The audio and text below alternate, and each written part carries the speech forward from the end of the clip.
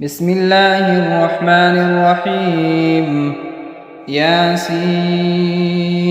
والقرآن الحكيم إنك لمن المرسلين على صراط مستقيم تنزيل العزيز الرحيم لتنذر قوما ما أنذر آباؤهم فهم غافلون لقد حق القول على أكثرهم فهم لا يؤمنون إنا جعلنا في أعناقهم أغلالا فهي إلى الأذقان فهم مقمحون وجعلنا من بين أيديهم سدا ومن خلفهم سدا فأغشيناهم فهم لا يبصرون وسواء عليهم أأنذرتهم أم لم تنذرهم لا يؤمنون إنما تنذر من اتبع الذكر وخشي الرحمن بالغيب فبشره بمغفرة وأجر كريم إنا نحن نحيي الموتى ونكتب ما قدموا وآثارهم وكل شيء أحصيناه في إمام مبين واضرب لهم مثلا أصحاب القرية إذ جاءها المرسلون إذ أرسلنا إليهم 2 فكذبوهما فعززنا بثالث فقالوا إنا إليكم مرسلون قالوا ما أنتم إلا بشر مثلنا وما أنزل الرحمن من شيء إن أنتم إلا تكذبون قالوا ربنا يعلم إنا إليكم لمرسلون وما علينا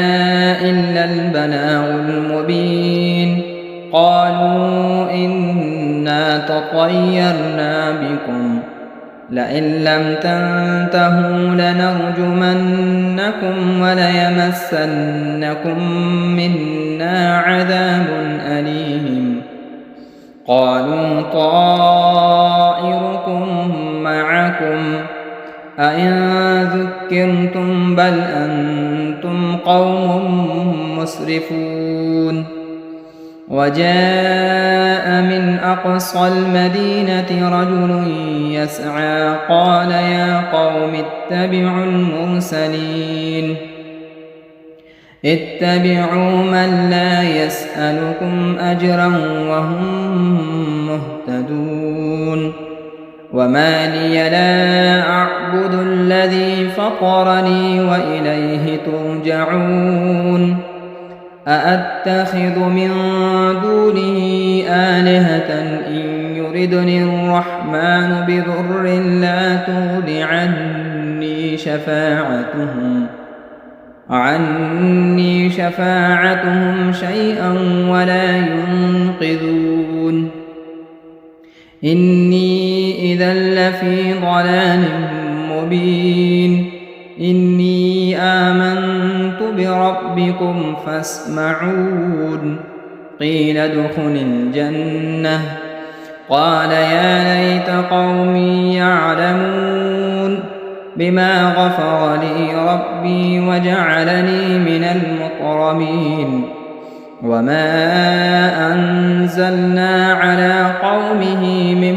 بعده من جند من السماء وما كنا منزلين إن كانت إلا صيحة واحدة فإذا هم خامدون يا حسرة على العباد ما يأتون يأتيهم من رسول إلا كانوا به يستهزئون ألم يروا كم أهلكنا قبلهم من القرون أنهم إليهم لا يرجعون وإن كل لما جميع لدينا محضرون وآية لهم الأرض الميتة أحييناها وأخرجنا منها حبا فمنه يأكلون وجعلنا فيها جنات من نخيل وأعناب وفجرنا فيها من العيون ليأكلوا من ثمره وما عملته أيديهم أفلا يشكرون سبحان الذي خلق الأزواج كلها مما تنبت الأرض ومن أنفسهم ومما لا يعلمون وآية لهم الليل نسلخ منه النهار فإذا هم مظلمون والشمس تجري لمستقر لها ذلك تقدير العزيز العليم والقمر قدرناه منازل حتى عاد كالعرجون القديم لا الشمس ينبغي لها أن تدرك القمر ولا الليل سابق النهار وكل في فلك يسبحون وآية لهم أنا حملنا ذريتهم في الفلك المشحون وخلقنا لهم من مثله ما يركبون وإن نشأ نغرقهم فلا صريخ لهم ولا هم ينقذون إلا رحمة منا ومتاعا إلى حين وإذا قيل لهم اتقوا ما بين أيديكم وما خلفكم لعلكم ترحمون وما تأتيهم من آية من آيات ربهم إلا كانوا عنها معرضين وإذا قيل لهم أنفقوا مما رزقكم الله قال الذين كفروا للذين آمنوا أنطعم من لو يشاء الله أطعمه إن أنتم إلا في ضلال مبين ويقولون متى هذا الوعد إن كنتم صادقين ما ينظرون إلا صيحة واحدة تأخذهم وهم يخصمون فلا يستطيعون توصية ولا إلى أهلهم يرجعون ونفخ في الصور فإذا هم من الأجداث إلى ربهم ينسلون قالوا يا ويلنا من بعثنا من مرقدنا هذا ما وعد الرحمن وصدق المرسلون إن كانت إلا صيحة واحدة فإذا هم جميع لدينا محضرون فاليوم لا تظلم نفس شيئا ولا تجزون إلا ما كنتم تعملون إن أصحاب الجنة اليوم في شغل فاكهون هم وأزواجهم في ظلال على الأرائك متكئون لهم فيها فاكهة ولهم ما يدعون سلام قولا من رب رحيم وامتازوا اليوم أيها المجرمون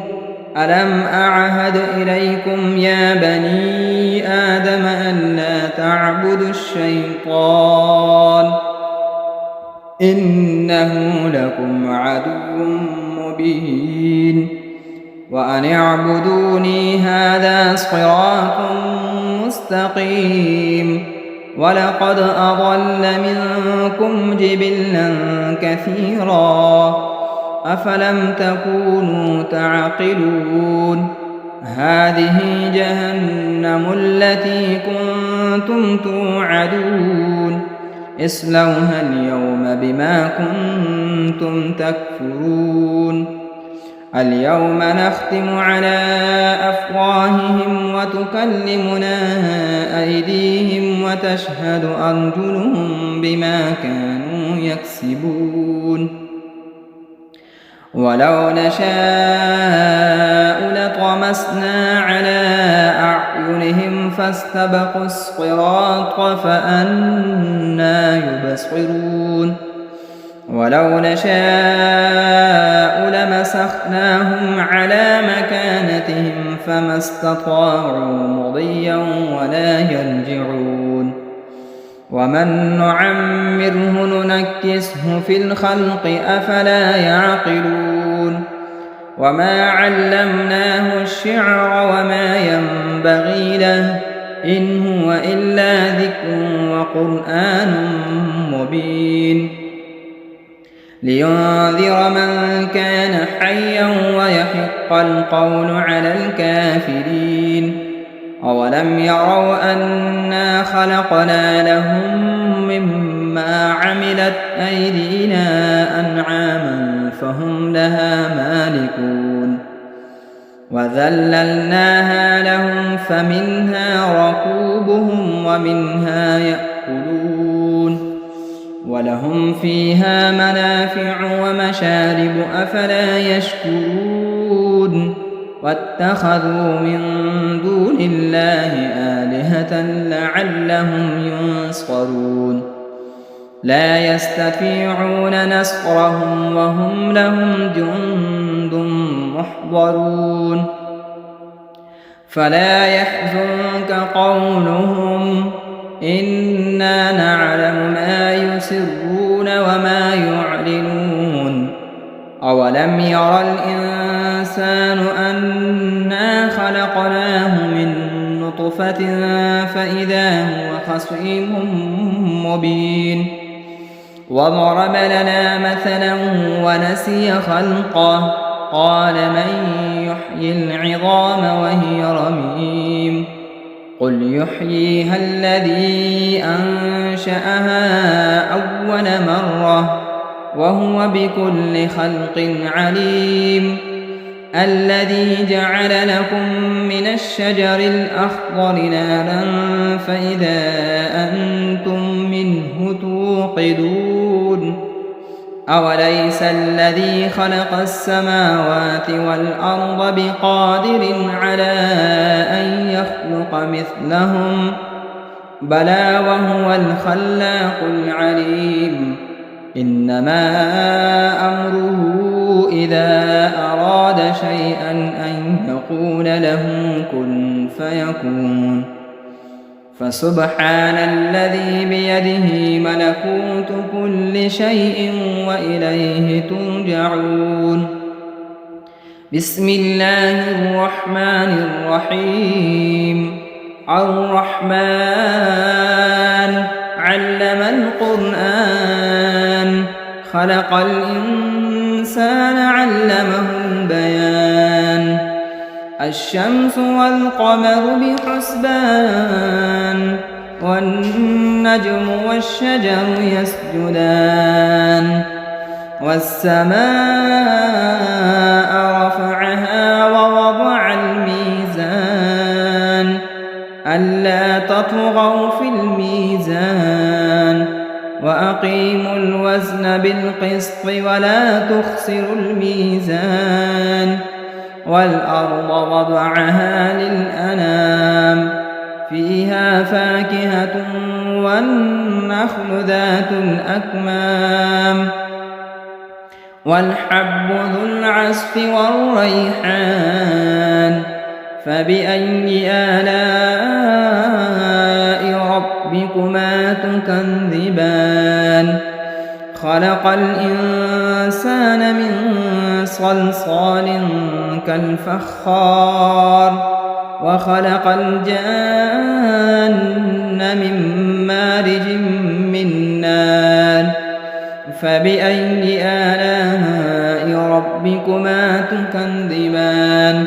رب المشرقين ورب المغربين فبأي آلاء ربكما تكذبان مرج البحرين يلتقيان بينهما برزخ لا يبغيان فبأي آلاء ربكما تكذبان يخرج منهما اللؤلؤ والمرجان فبأي آلاء ربكما تكذبان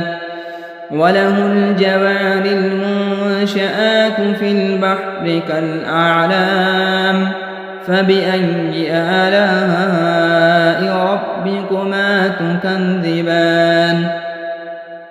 كل من عليها فان ويبقى وجه ربك ذو الجلال والإكرام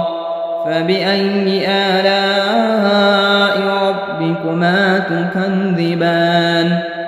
يسأله من في السماوات والأرض كل يوم هو في شأن فبأي آلاء ربكما تكذبان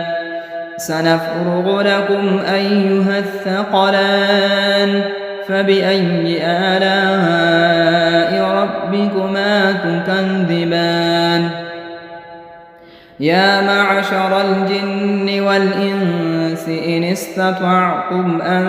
تنفذوا من أقطار السماوات والأرض فانفذوا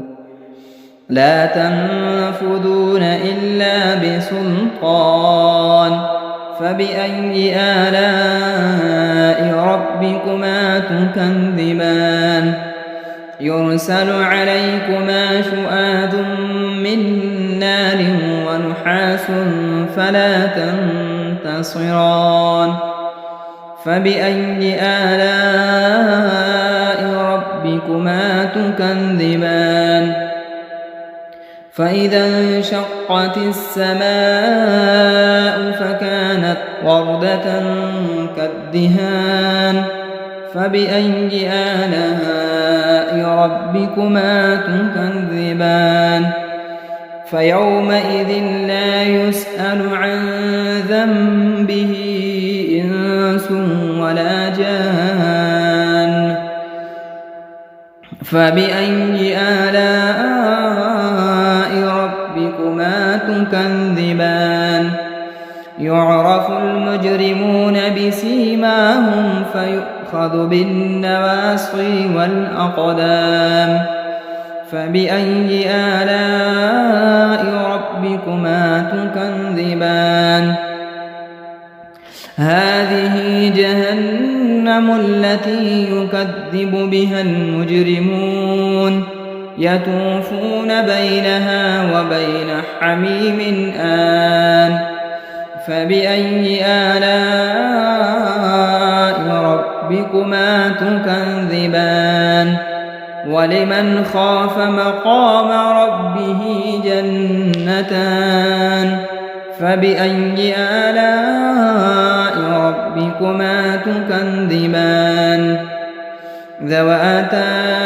أفنان فبأي آلاء ربكما تكذبان فيهما عينان تجريان فبأي آلاء ربكما تكذبان فيهما من كل فاكهة زوجان فبأي آلاء ربكما تكذبان متكئين على فرش بطائنها من استبرق وجنى الجنتين دان فبأي آلاء ربكما تكذبان فيهن قاصرات الطرف لم يطمثهن إنس قبلهم ولا جان فبأي آلاء ربكما تكذبان كأنهن الياقوت والمرجان فبأي آلاء ربكما تكذبان هل جزاء الإحسان إلا الإحسان فبأي آلاء ربكما تكذبان ومن دونهما جنتان فبأي آلاء ربكما تكذبان مدهامتان فبأي آلاء ربكما تكذبان فيهما عينان نضاختان فبأي آلاء ربكما تكذبان فيهما فاكهة ونخل ورمان فبأي آلاء ربكما تكذبان فيهن خيرات حسان فبأي آلاء ربكما تكذبان حور مقصورات في الخيام فبأي آلاء ربكما تكذبان لم يطمثهن إنس قبلهم ولا جان فبأي آلاء ربكما تكذبان متكئين على رفرف خضر وعبقري حسان فبأي آلاء ربكما تكذبان تبارك اسم ربك ذي الجلال والإكرام بسم الله الرحمن الرحيم إذا وقعت الواقعة ليس لوقعتها كاذبة خافضة رافعة إذا رجت الأرض رجا وبست الجبال بسا فكانت هباء منبثا وكنتم أزواجا ثلاثا فأصحاب الميمنة ما أصحاب الميمنة وأصحاب المشأمة ما أصحاب المشأمة والسابقون السابقون أولئك المقربون في جنات النعيم ثلة من الأولين وقليل من الآخرين على سرر موضونة متكئين عليها متقابلين يطوف عليهم ولدان مخلدون بأكواب وأباريق وكأس من معين لا يصدعون عنها ولا ينزفون وفاكهة مما يتخيرون ولحم طير مما يشتهون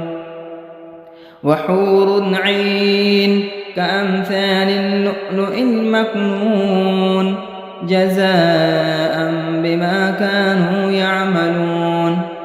لا يسمعون فيها لغوا ولا تأثيما إلا قيلا سلاما سلاما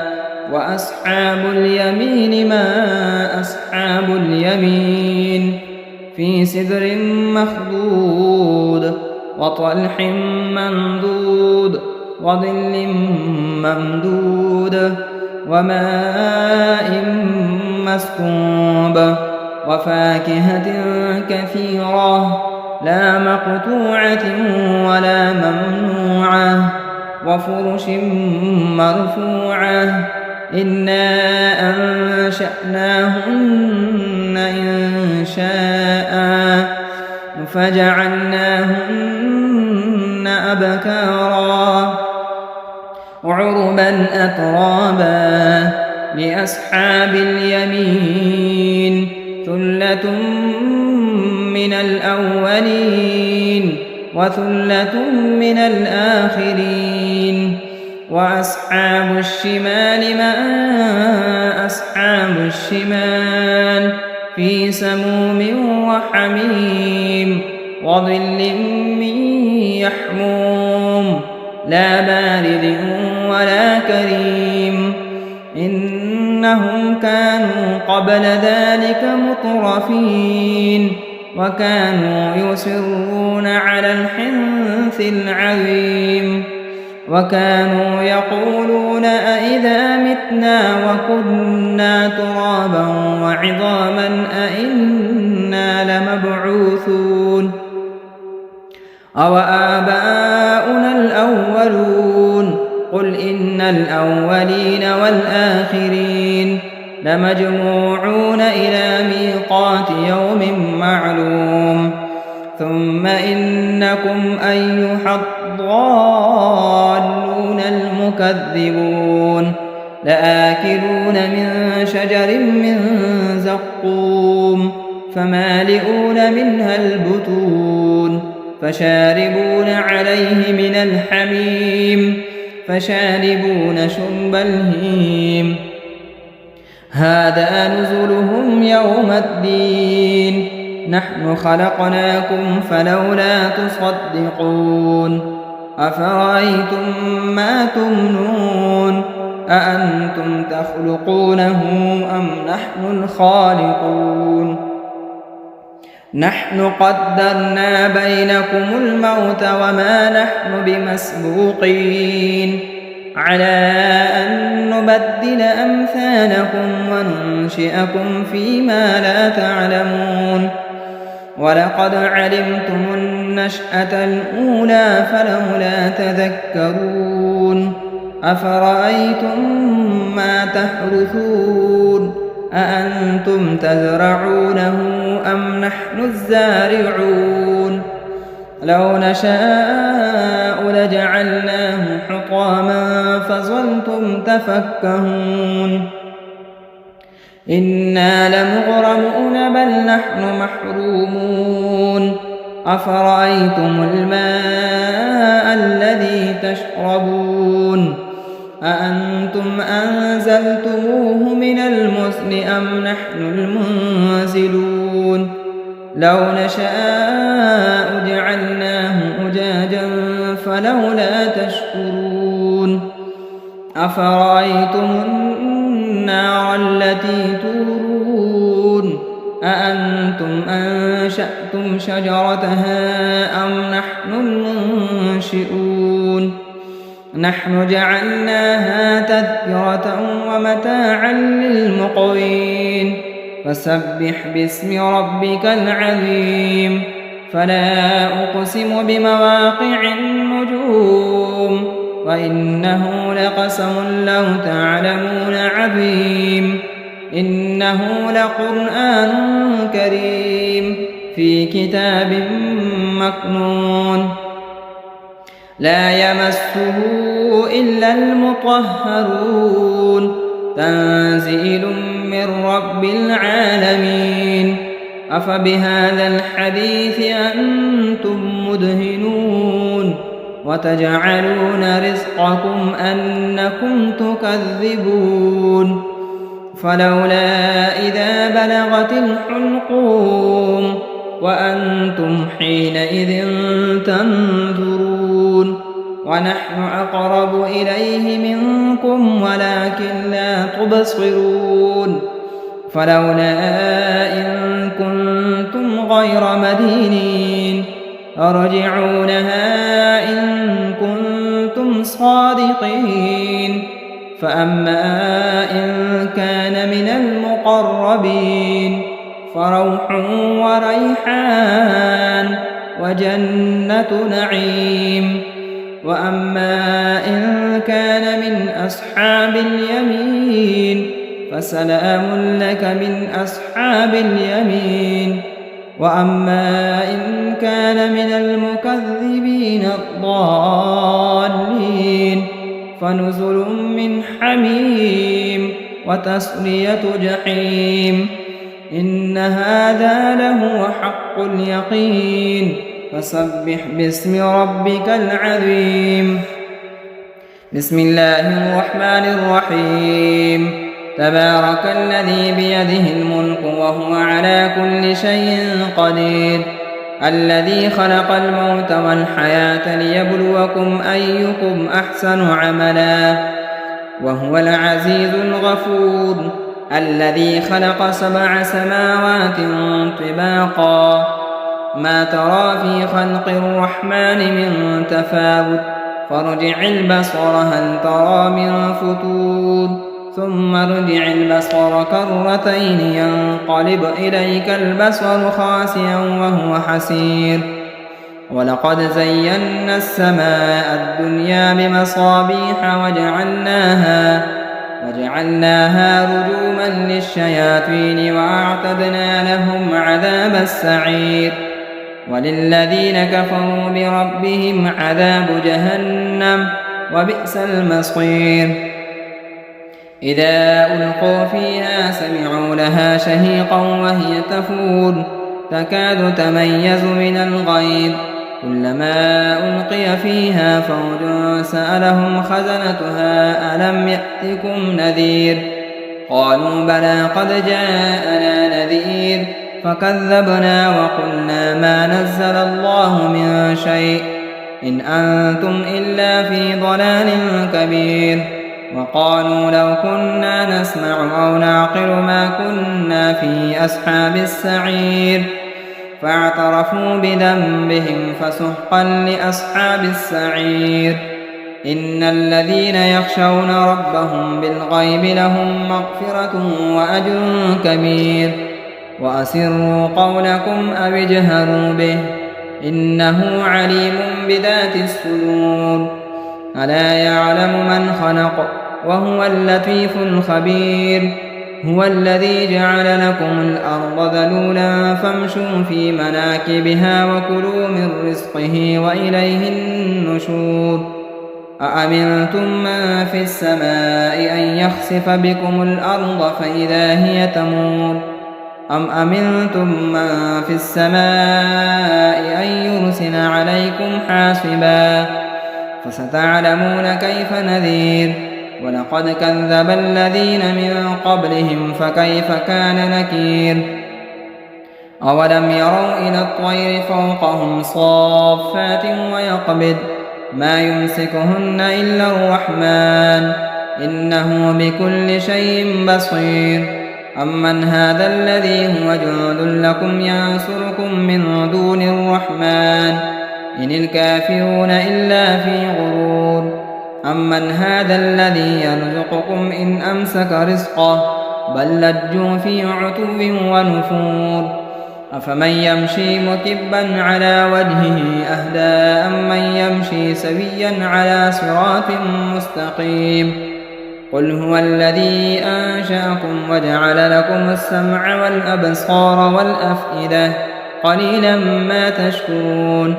قل هو الذي ذرأكم في الأرض وإليه تحشرون ويقولون متى هذا الوعد إن كنتم صادقين قل إنما العلم عند الله وإنما أنا نذير مبين فلما رأوه زلفة سيئت وجوه الذين كفروا وقيل هذا الذي كنتم به تدعون قل أرأيتم إن أهلكني الله ومن معي أو رحمنا فمن يجير الكافرين من عذاب أليم قل هو الرحمن آمنا به وعليه توكلنا فستعلمون من هو في ضلال مبين